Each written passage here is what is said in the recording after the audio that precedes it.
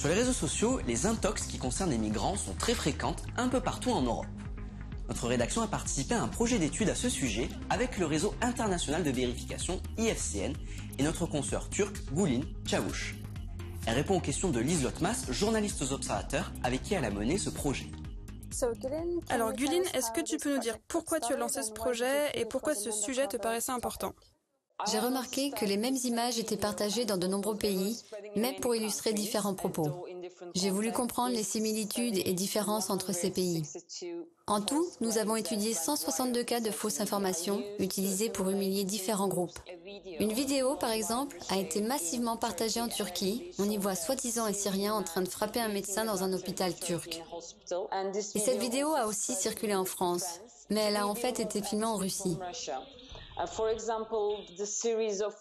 Autre exemple, cette série de photos a été utilisée pour montrer une invasion des migrants en Europe parce qu'elles ont été associées à la théorie conspirationniste du grand remplacement.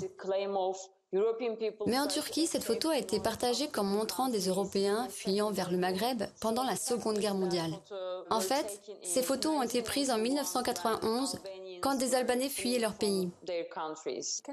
Gülin, est-ce que tu peux nous parler des résultats et des ressorts de ces intox transnationales ?